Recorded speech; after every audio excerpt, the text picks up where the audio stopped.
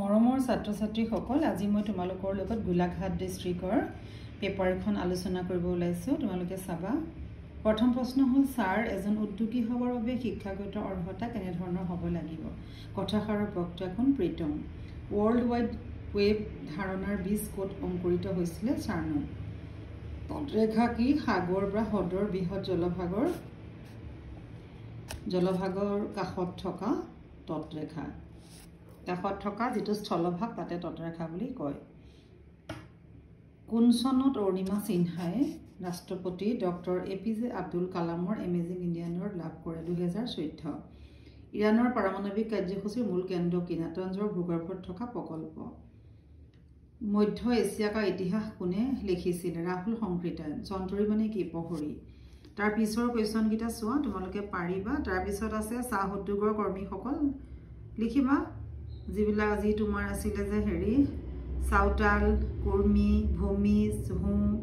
তেওঁলোক আহিছিল বিহাৰ উৰিষ্যা মধ্যপ্ৰদেশ আৰু উত্তৰ প্ৰদেশ এটা মুদ্ৰাৰ দুটা পিঠিৰ দৰে এই বিশ্ব ব্ৰহ্মাণ্ডৰ প্ৰতিটো ভৌতিক বস্তুৱে ভাল আৰু বেয়া দুটা দিশ আছে কথাষাৰ কোনে আৰু কিয় এনেদৰে ক'ব লগা হ'ল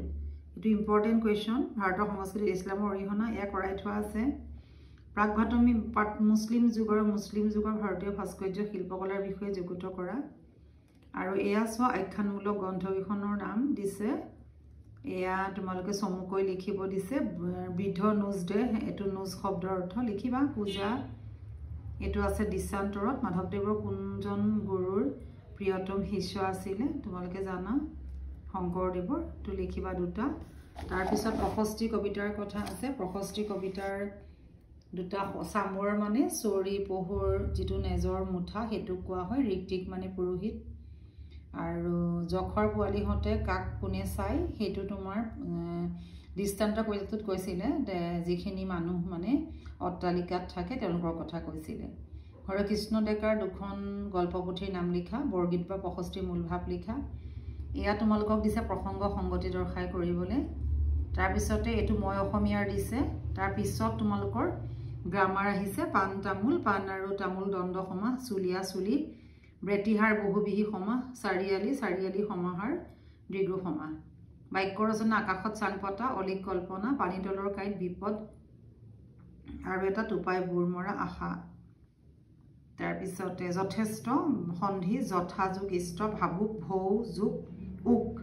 নিৰুক্তু হল নিহযুগ ৰূপ আৰু এয়া চোৱা বাক্য পৰিৱৰ্তন কৰা পানী যেতিয়া গোট মাৰে তেতিয়া বৰফ হয় পানী গোট মাৰিলে বৰফ হয় সৎলোকে সকলোতে সন্মান পায় জটিল বাক্য কৰা যদি সৎলোক হয় তেতিয়া সকলোতে সন্মান পায় তাৰছতে একিটা দিছে তোমাৰ মধুনিয়া খ হোৱাৰ মধুনিয়া ন হোৱাৰ কাৰণ উত্তৰায়ণ উত্তৰৰ পিছত অয়ন শব্দ কৰ্ণ স্বাভাৱিকতে বৰ্ষা কৰ্ণ হৈছে ৰি ৰ মধুনিয়া খৰ পিছৰ দন্ত্যান মধুন্য ন যেটো ৰেফ আছে বৰ্ষা একে আৰু বিষাদটো হৈছে স্বাভাৱিকতে হয়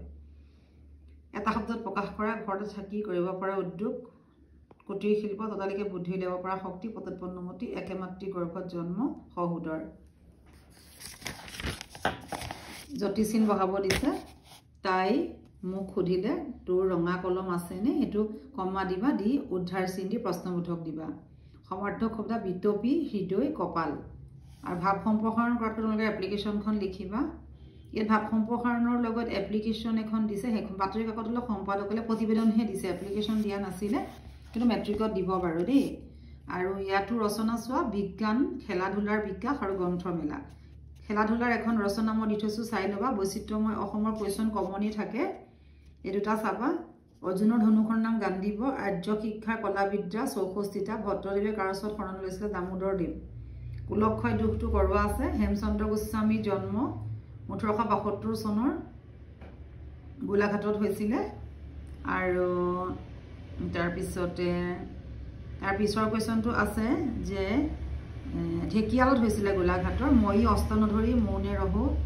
অৰ্জুনে মানে যুদ্ধ কৰিবলৈ নিজৰ মিতিৰ মানুহক মাৰি পেলাই কি কৰিব সেই কাৰণে তেনে ধৰণে কৈছিলে দেখি ভগৱান পুথিখনৰ ৰচয়িতা হ'ল অম্বিকাগিৰি ৰায়চৌধুৰী তাৰ পিছৰ প্ৰশ্নটো চোৱা দুৰ্যহ কলংক দুখ সমৰন্তে শব্দৰ অৰ্থ হৰি সাংখ্য দৰ্শনৰ প্ৰৱৰ্তক কোন আৰু এইকিটা তোমালোকে চাবা ৰাইজসকল আপোনালোকলৈ নমস্কাৰ ইয়াত ৰাইজ বা সকল যিকোনো আপোনালোকলৈ আছে ৰাইজ আপোনালোকলৈ নমস্কাৰ বুলি ক'লেই হ'ল মই দশম মান শ্ৰেণীত পঢ়ো দশম আৰু শ্ৰেণী মান আৰু শ্ৰেণী একেটাই বুজায় গতিকে দশম শ্ৰেণীত পঢ়ো বুলিও ক'ল আৰু দশম মানত বুলি ক'লেও হ'ব এটা উঠাই দিবা উপসৰ্গ আৰু অনুসৰ্গ যুক্ত একোটাকে শব্দ লিখা উপসৰ্গটো প পৰা পাইছাই অনুসৰ্গ চিন চুন দে হবলা লিখিবা আধুনিক শব্দ খিন্দবে খন্দাব ৰুখ দুখ আৰু বাকি ৰুখ মানে খং আৰু বাকি তোমালোকৰ সমুটুকা লিখা পয়াৰ মিত্যাক্ষৰ ছন্দ দুলুৰি এয়াও কৰাই দিয়া আছে মৰমৰ ছাত্ৰ ছাত্ৰীসকল তোমালোকৰ সৈতে আজি 6 নম্বৰ পেপাৰখন আলোচনা কৰিলো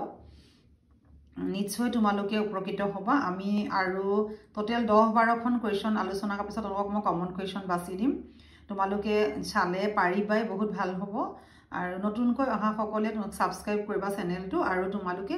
এটা লাইক কৰিব নাপাহৰিবা তোমালোকৰ কিবা থাকিলে মোক কমেন্ট কৰি দিবা মই নিশ্চয় তোমালোকক সহায় কৰিবলৈ চেষ্টা কৰিম ধন্যবাদ